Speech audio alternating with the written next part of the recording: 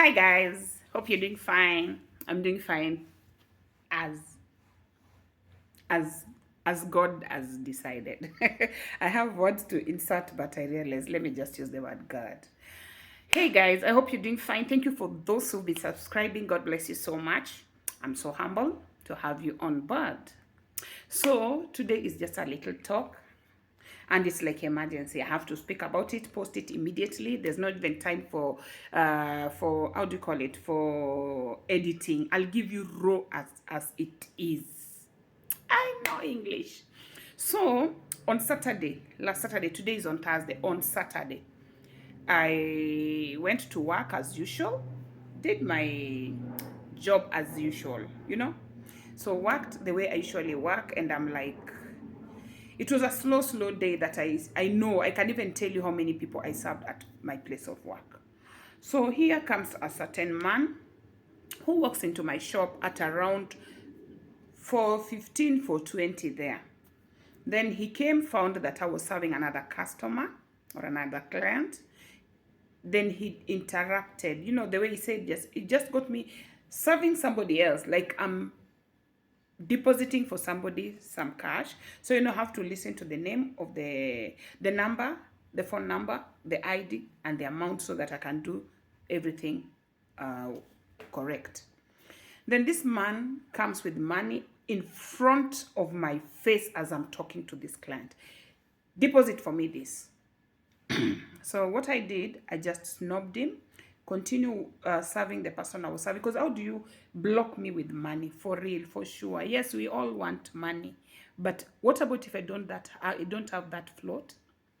So I continue. I just told the lady, okay, continue. And then so he realized, oh, I've interrupted. Then he didn't even say sorry. He just kept showing me the money, but now direct from his side, not on my face. After finishing, then I did what I did. Then the client went. So I came back and said, yes, sir, how can I help you? I want to deposit. How much? This amount. I said, I don't have that float. Then he asked me, how much do you have? So when I checked my phone, I realized we can deposit. Okay, I can get some money, transfer, and then deposit for him. So I said, it's okay, I can deposit for you. Then he just drop the money on top of the counter, and the money was spreading, like he didn't put them arranged, he spread them. But because I was busy transferring money, money from my to my float, I just didn't look at what he was doing. So as I was continuing to transfer the cash, he told me, we can't leave this money on top of the counter. Somebody can come. If people are evil nowadays, don't trust everybody. Somebody can come and pick the money. But I told him, I've not received money from you. I'm still doing what is necessary. You can still keep the money, or just, it's okay, let me finish what I'm doing. Because that was to confuse me, which I didn't have a red flag. So after transferring the money, I now came, took the money, counted, confirmed with him, and he said, yeah, that is the amount. So I didn't put money how I usually put, or I didn't even put where I usually put the money. I just fold the money, hold it with the phone, and hold my phone tight. The M-Pesa, we just believe everybody's a thief, even when they're not. So I hold the phone tight with the money, and I got his details, and sent the money. And then I asked him, this is your name? Yeah. I told him, you've received it. Then he just asked me in a polite way, how are you, my sister? Are you saved? I said, yes, I'm saved and I'm a pastor. And he said, not all pastors are saved. You can be a pastor as a title. You can be a pastor by training, but you're not called and you're not saved. I said, you're right. So he started introducing himself. I'm apostle so and so. I have a church in such an area. Do you know that place? I said, I know the place, but I've never heard of that church. So he just asked me, where do you fellowship? Okay, I just told him where I fellowship, and he said, that is a good church. They're very good with the teaching of the word. Very good. If you want to understand the Bible, you're in the right church. I said, thank you. So he said, one day, can you come over and visit our church? I said, no, no problem, no problem. Why not? One day I will come. Then he told me, I promised a child a sweet for 10 bob, 10 shillings. Can I send to your phone? I said, no, use the pay bill, because the pay bill was on the wall. Use the pay bill. And he was like, 10 shillings? I said, yes. Then he asked me, why? I told him, yes, that's how we see our sales of the day. How will I account for my sales, the daily sales? By that pay bill. Even if it's 5 shillings, it will go through. So he did it. He was not satisfied. After that, he said, okay, it is cooperative bank. I said, yes. Next, he was like, so when will you visit us? I said, you've just come today. I can't promise you. Okay, take my number. And I felt that was good. So by the time he's telling me to take his number, like 3 clients had already come. So what I did, because I was standing, I told him, just put for me, dial for me your number, then I'll save. So he dialed his number, and then I saved. Then he told me, you can flash me so that I can get back. No, yeah, you can flash me so that I can get back the number. I said, I'll flash you. Then I don't normally flash people. I don't normally call people I don't know, because he's a stranger. As much as he's an apostle, he was preaching. By day, he preached a little for a certain period of time, and he was ever talking with the car key, talking to me to show me how rich he is, a car key, and depositing this amount, and apostle, those big things. But it didn't ring a bell, and I didn't even know that's a red flag. I didn't suspect it's a red flag. So to make the story short, I accepted, I flashed, and he got my number, and he said, thank you, God bless you, and he left. So me, I felt like it's a normal day. God bless you. Yeah, God bless me. God bless you too. Little did I know nimejiuza mwenyewe bila kujua. So what happened? So the day ikaisha hivyo. Sunday I didn't go to work, so on Monday I went to work. Then when I was at my place of, I didn't even go to work, I'm sorry. Monday I woke up, did my general cleaning and all that. By 7:30 in the morning, before, I think I was dressing up, get a strange number. But this time, I thank God for Safaricom. Salute for Safaricom. So the name came, suspect fraud calling. Suspect fraud calling. So what I did, I said, let me keep quiet. Let this number call. Then I blocked it. Immediately another number calls. Immediately, like after this one has disconnected, I was called with another number. Then I also waited and then disconnected. And it came to my mind, that apostle, I blocked the apostle. So I'm okay. I went to work. So as I went to work, it did not ring a bell. Even 1 second. I'm not even thinking of anything wrong. I'm like, Safaricom is just warning me. But if you pick, it's your own wish. So when I reached my place of work, I opened, and when I went to TikTok, I saw a gentleman speaking about somebody called him, and he's so smart. He's so smart you cannot steal from him. He said you cannot con him. He's so smart. But this time, kilimramba. Na hiyo ndo ingeniramba. He was called, and then somebody started, oh, do you have Fuliza? He said, no. Started questioning, and this guy told him, I don't have all those you're asking.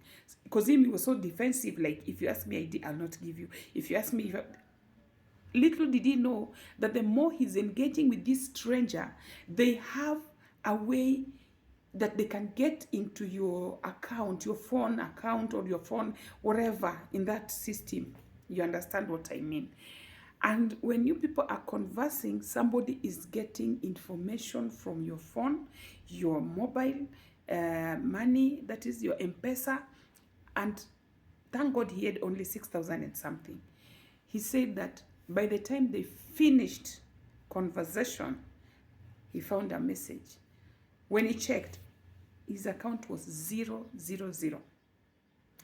And this got me thinking. He was even warning us, if you get a call that you don't know, Don't talk. Don't give these people chance to have enough time with you. They'll access your phone. I don't know what gadget they're using, but I think the moment they key in your number, as you continue engaging, it's like they know how to scroll and get information from your phone.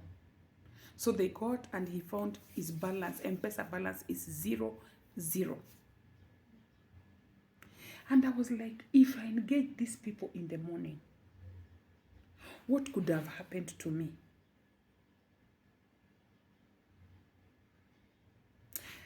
This is a very sad story. So if you know you have business where you deal with your, especially where you've written your mobile number, please, either you go and look for these bank services. They can help you to have a pay bill where your number doesn't appear to clients. It's a trend. They're coming pretending they're paying you. Like, no, this one, he wanted to get my number direct by paying me 10 shillings for a sweet. But it didn't work. I gave him a sweet. The sweet was very much intact. I don't know how he opened it within very few seconds. And he told me, I cannot take this sweet. It is opened. Give me another one. I take to my child. Because it's not his child, for a child that requested for a sweet. Instead of going with this sweet that is opened. And you know, that is the only time I felt like the sweet was not opened. How did it open? So I think the next thing I could have done, maybe I could have opened the sweet and ate. And if whatever was sprayed there was to make me sleep, I would sleep immediately. And they will get in and take the money that I deposited for him and take everything. But I felt in my heart something telling me, if the sweet is opened, it might be poison to any child, even my children. And at the same time, I said, no, let me take it home. My kids can take sweets because I don't take sugar, so I don't take sweets. If I was taking sugar, believe me, I would have taken the sweet because it's mine. I would just rinse it and eat it. I would not even think of rinsing it. This is how God saved me. From the people who pretend to be servants of God, they come, they engage you at your shop, they pretend to preach to you, and yet you don't know them. You can't even tell which church they come from, but they're coming in the name of God so that you can be lured, so that you can believe in them, so that you can trust what they're telling you. You know, they just want to, just to convince you.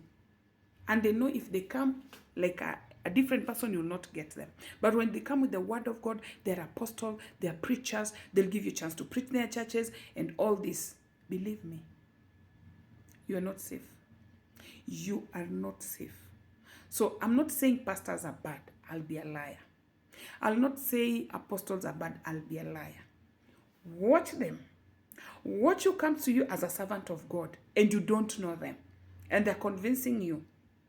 They might be culprits who come in the name of God, yet they are not. I believe and I can say that man is not a man of God. Because all the ways he spoke to me and how he handled himself was like pride and show off. You know, talking to me, pointing me with a car key is already showing me that you have a car. Taking a certain amount of money, spreading in front of my face when I'm serving another customer is also another show off. Then telling me that your church is the best in all round. Ours is only the word, but yours has prophecy, has talent, has calls, and you nurture all the calls. The fivefold ministry are in your church, but my church is only the word, the teaching of the word alone. That is already judging my church. And I'm like, a true servant of God will not enter into that. Just a short period of time, you've spoken so much negative about other churches.